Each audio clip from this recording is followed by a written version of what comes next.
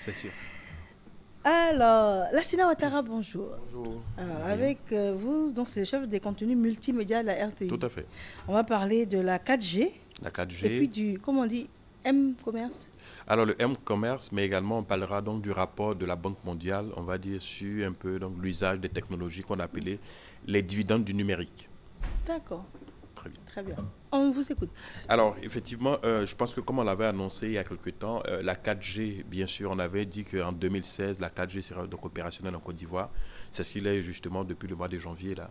Et en ce moment, pour indiquer aux gens, parce que nous, on a reçu beaucoup, quelquefois, de demandes, de mails, de suggestions. Qu'est-ce que c'est que la 4G?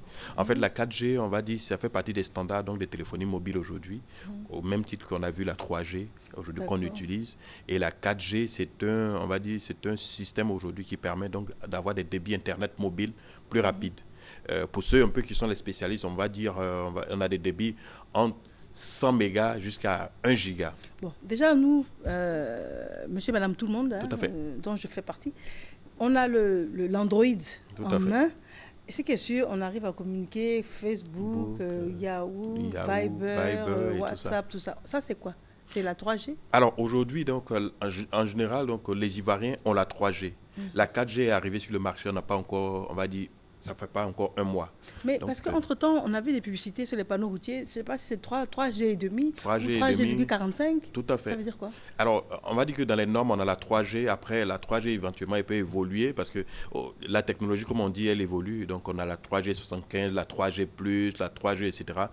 Chacun C'est l'appelle la comme il veut. rapidité? C'est la rapidité, tout à fait. L'exécution? Oui, tout à fait. Quand vous avez donc la 3G 75, c'est différent, bien sûr. Donc, la 3G plus, quelquefois. Et quelquefois aussi, il faut indiquer que c'est plus les opérateurs qui font un peu, donc, on va dire, du marketing, du commercial. Sinon, en réalité, on est dans de la technologie 3G pour les mobiles. Maintenant, on est à la 4G. Maintenant, Qu'est-ce en qui a Côte changé? d'Ivoire, ce qui va changer, c'est le débit Internet.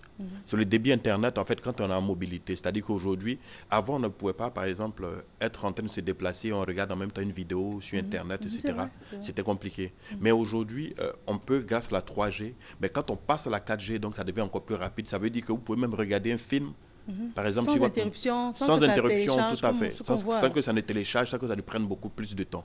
D'accord. Voilà, c'est simplement qu'il faut avoir en fait un équipement qui soit adapté en fait 4G.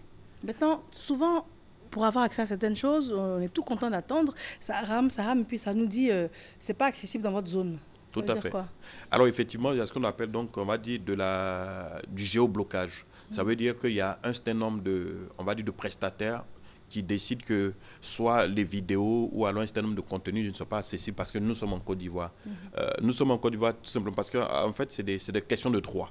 D'accord. C'est plus des questions de d'accord. droit, donc des contenus. Ça veut dire que quand eux ils achètent des contenus, on leur dit ok d'accord, vous n'avez pas, vous avez la possibilité juste dans une zone géographique donnée. Ça peut être par exemple en France, ça peut être en Côte d'Ivoire. Et en partir de ce moment, quand vous pouvez visiter le site, mais sauf que le contenu quelquefois soit la vidéo ou alors la chanson n'est pas disponible parce que D'accord, on ça fait n'a du rien à voir avec géoblocage. 3G, 4G, ça n'a rien Ça à n'a voir. rien à voir avec la 3G, la 4G. D'accord. Donc la 3G, la 4G, c'est plus en fait des débits internet plus rapides, surtout en situation de mobilité, qui permettent aujourd'hui, qui vont permettre en fait, avec la 4G surtout, qui va permettre aujourd'hui donc d'aller avec des débits plus rapides, pouvoir regarder ses films préférés. Et comme je disais la dernière fois, il y a 2 semaines, c'est qu'on a Netflix aujourd'hui en Côte d'Ivoire. Cela demande évidemment d'avoir donc de bonnes connexions Internet, bon débit. Et c'est pareil également donc pour un certain nombre de choses qu'on pourra faire. Parce que imaginez-vous aujourd'hui que vous avez la possibilité, par exemple, si vous êtes professeur à l'université, d'être en contact avec l'université, soit de Pennsylvanie, ou alors l'université, je sais pas moi, de Washington, et de pouvoir en fait à partir d'Internet, interagir avec un professeur qui est de l'autre côté parce que vous avez des débits Internet donc plus rapides. Ça existe même avec les opérations chirurgicales aujourd'hui. Tout à fait, avec les opérations chirurgicales. Donc imaginez-vous en fait ce que ça pourrait évidemment donc créer, on va dire comme dynamique nouvelle par rapport donc à la 3G qu'on avait, la 4G donc qui vient, qui développe en fait un peu plus de débit et qui nous permet donc d'avoir accès à, on va dire, un certain nombre de services qu'on n'avait pas forcément couramment. Et en projet, ça veut dire quoi? Qu'on va faire comme Meway, 5G, 6G Oui, on parle même déjà de 5G, c'est-à-dire que les pays, on va dire l'innovation ne s'arrête pas. Si l'innovation s'arrête, ça veut dire que le secteur des technologies donc s'arrête.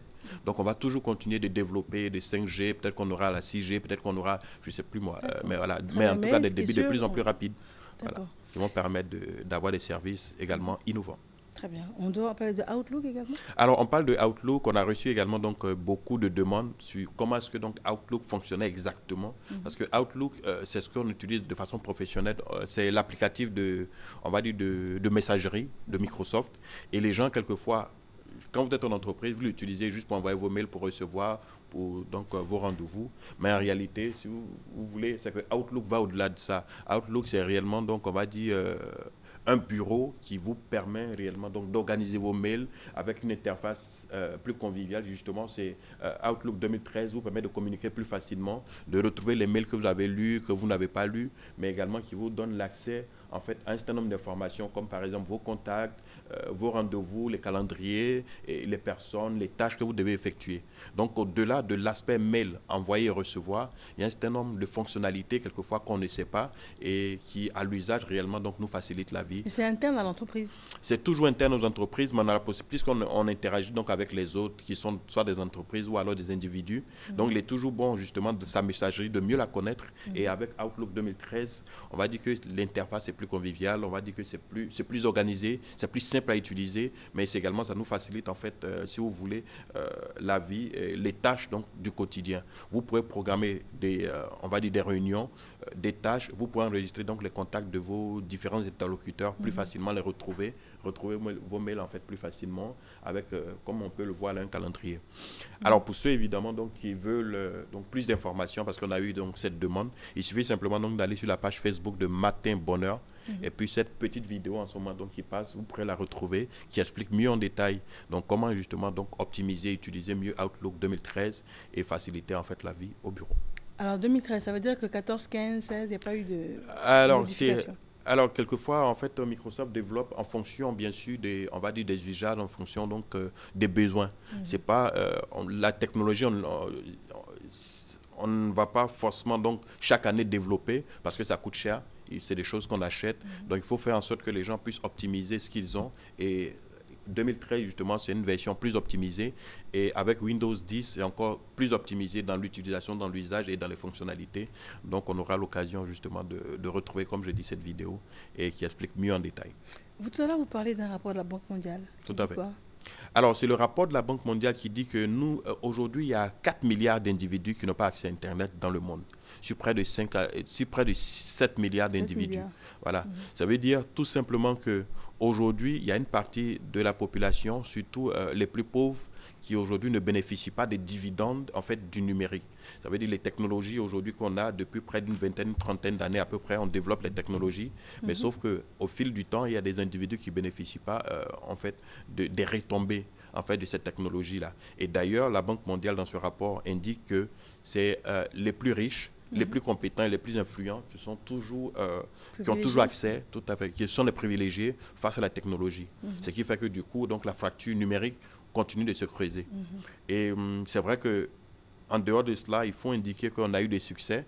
Il y a des succès comme aujourd'hui, je peux vous dire en Afrique de l'Est par exemple, vous avez 40% des individus qui payent leurs factures, mais également ont accès aux services publics via soit le mobile, via on va dire les technologies. Ou alors payent leurs factures avec donc, le mobile money.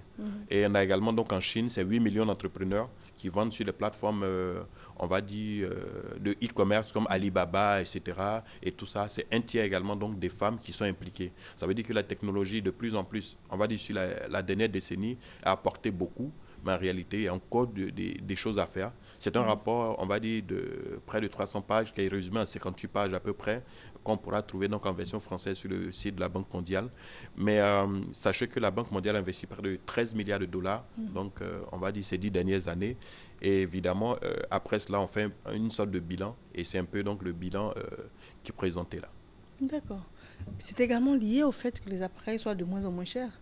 Alors c'est lié effectivement, donc c'est-à-dire que depuis une dizaine d'années, le nombre de téléphones mobiles qu'on a donc ont triplé dans le monde. Mais face à la technologie, les individus ne sont pas égaux. Ça veut dire que quand vous êtes en Côte d'Ivoire, c'est différent du citoyen qui est à Washington, ou alors qui est à San Francisco, ou alors qui est à Bangkok. Mais il y a des pays quand même qui ont fait des bons en avant, comme on a indiqué, comme l'Inde par exemple, a décidé qu'à un certain moment, tous les individus, les Indiens, ou alors quasiment ceux qui devaient avoir une identité numérique, ont une identité numérique. C'est environ, on va dire, 1 milliard d'individus qui ont une identité numérique. Et aujourd'hui, en Inde, on va dire, ça permet de lutter contre la corruption, ça permet d'avoir un accès plus facile aux services, on va dire, publics. Vous allez demander un extrait, vous allez demander des documents administratifs, c'est encore plus facile. Ça permet également donc de lutter contre le banditisme, la corruption et de contribuer en fait à la bonne gouvernance. Alors, il y a quelque chose qui me fait sourire et puis qui me fait plaisir en même temps. Par exemple, vous avez dans votre portable plein de numéros de téléphone, des gens que vous n'appelez pas forcément tous les jours. Par exemple, moi, ça peut être mon vendeur de pommes de terre, ça peut être un fournisseur XY. Et puis, on voit Aruna est connecté à Viber. Tout à fait. Et tout. Donc, a priori, on se dit, Aruna, Aruna, c'est-à-dire on n'imaginait même pas sur Internet, encore moins sur Viber. Tout à fait. C'est un automatisme ou bien c'est vraiment la personne qui décide de se connecter puis qui a accès à Viber. Viber. Alors, effectivement, c'est la démocratisation en fait, de la technologie. Aujourd'hui, les individus, qu'ils soient, je veux dire, soit le, je sais pas moi, niveau bac plus 1, bac plus 2, bac plus 3, etc. On va dire que il y a l'usage, il y a l'apprentissage en fait de la technologie au quotidien. Vous allez voir par exemple que le monsieur, c'est pas forcément donc quelqu'un d'influent, de compétent ou de riche, mais aujourd'hui le seul fait qu'on lui explique comment fonctionne Viber, il a la possibilité de télécharger à partir donc de Play Store et de pouvoir l'installer, d'y ajouter son numéro de téléphone et simplement donc les sur Viber.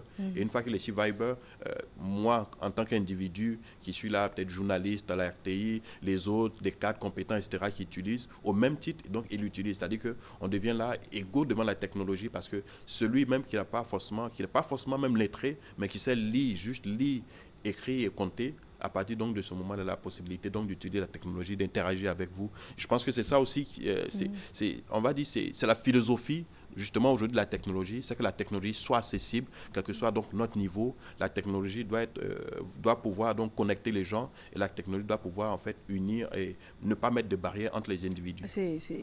Vous dites bien, hein, parce que j'étais allé chercher une pièce accessoire de voiture et le vendeur a photographié la pièce et puis il me dit non, on va attendre 5 minutes. J'ai envoyé la photo à mon fournisseur à Dubaï et il va me dire s'il a la pièce en stock. Tout à fait. Alors là, j'ai regardé en me disant ouais.